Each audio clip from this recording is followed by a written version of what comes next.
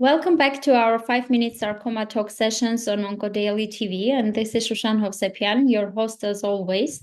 I'm honored to have Dr. Daniel Orbach with us today, who is a pediatric oncologist and leads the Department of Pediatric, Adolescent, and Young Adult Oncology at the Institut of Curie in France. So, Dr. Orbach, thank you very much for joining us today. And for our listeners, we are going to discuss very interesting topic. And to start with the basics, what is infantile fibrosarcoma and what makes it different from other pediatric sarcomas? Thank you, and to invite me to speak about this very intriguing tumor. Infantile fibrosarcoma is a quite rare sarcoma, and we consider that this tumor occurs in 1% of all the soft tissue sarcoma in children. But even with this, it is the most frequent soft tissue sarcoma before the year of one. So it means that this tumor has a median age of 2 months, which corresponds to the fact that it could be diagnosed before birth, at birth, or during the first months following the birth. And this tumor is considered as an intermediate malignant disease, which means that it's not, of course, a benign lesion.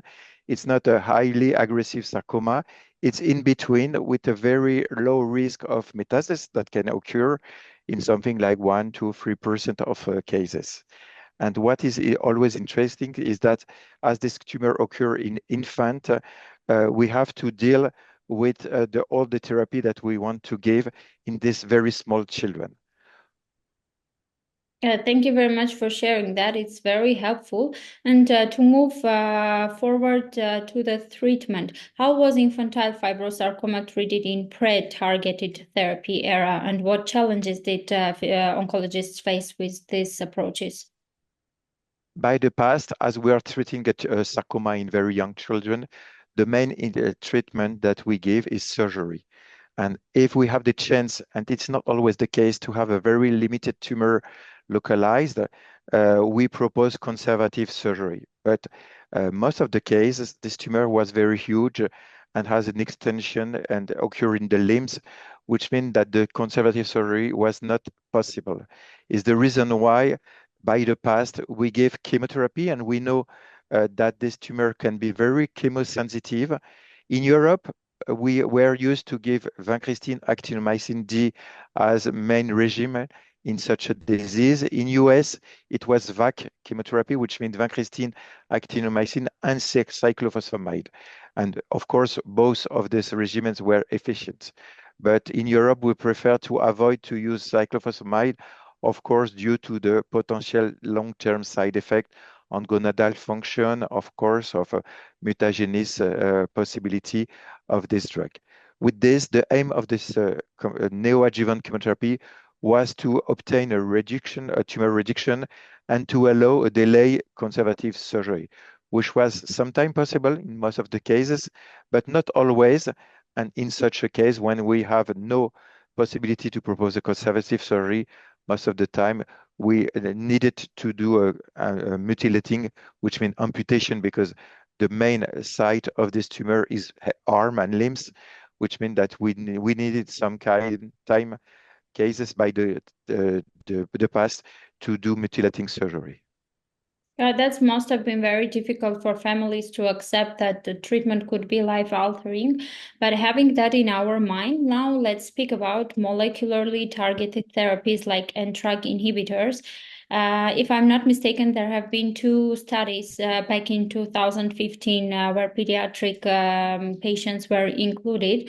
So could you walk us through how these inhibitors work and why it's been such a game changer for these patients? We knew for a lot of decades that this tumor, I speak only about infantile fibrosarcoma, harbor a quite pathognomonic ETV6 NTRK3 fusion transcripts. And this fusion transcript was used to confirm the diagnosis, because at the beginning, when we had the tumor with a spindle cells aggressive tumor, we were discussing what type of tumor it is. And when we found this fusion transcript, we can confirm this diagnosis. So it was used by the past only for the diagnosis.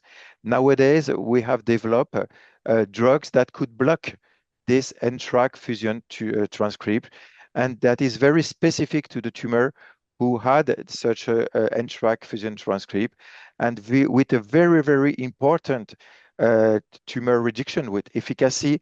And we consider that this drug, I speak about Larotrectinib, but we can tell that Entrectinib is another very efficient second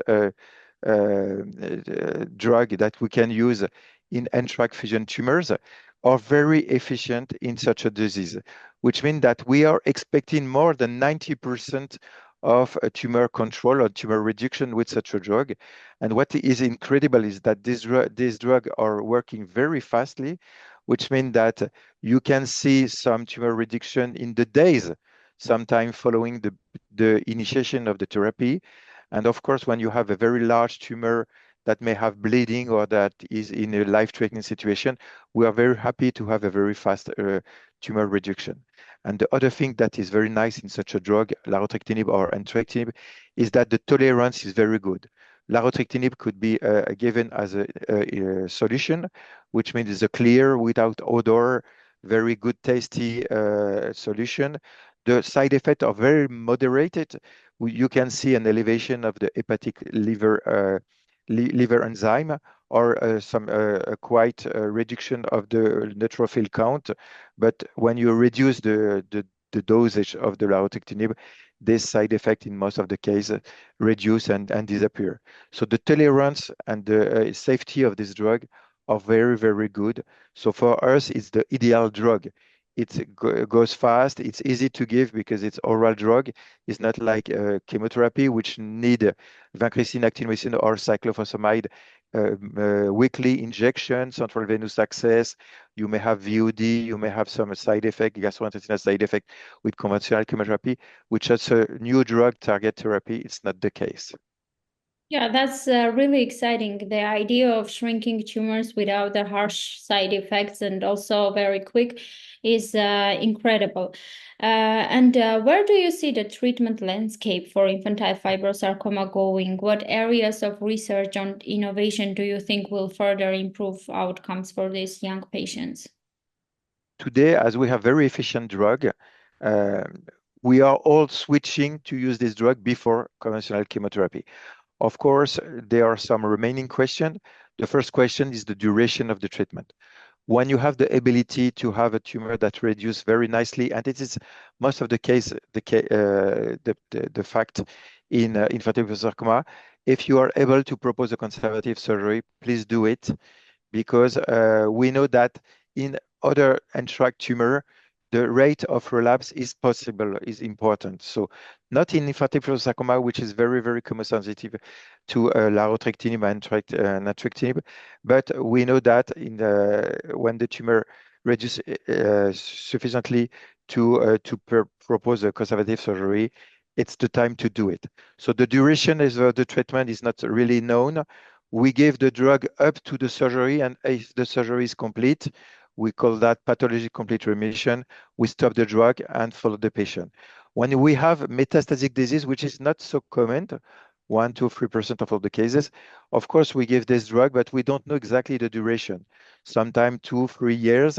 There is a study ongoing in US trying to validate the value of the long-term therapy, which means that they are giving this drug 1 year after the complete clearance of all the lung metastasis. The other question that we can have now is the comparison between drugs.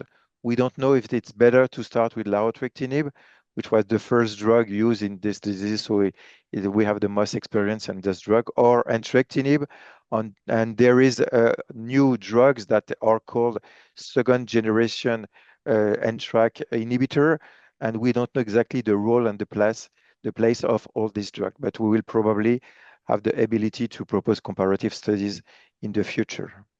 Yeah, a lot of questions, and hopefully we will have the answers soon.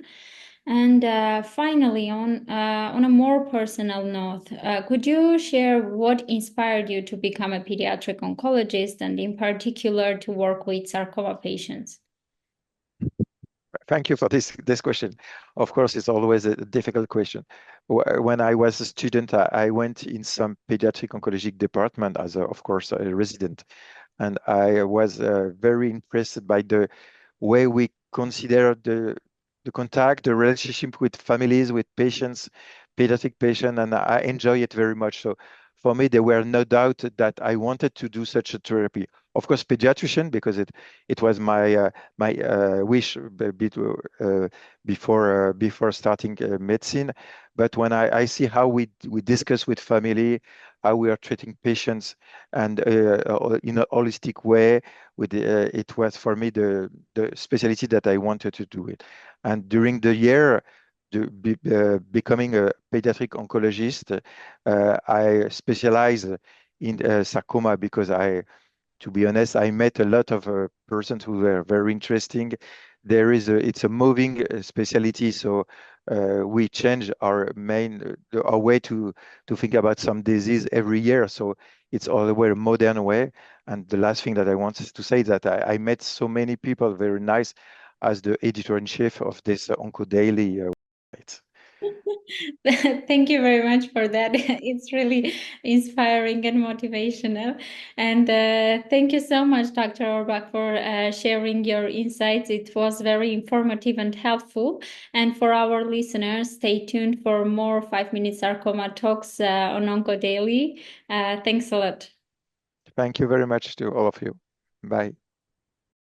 Don't forget to like, comment, share, and subscribe to OncoDaily on YouTube. Hit the bell icon to stay updated.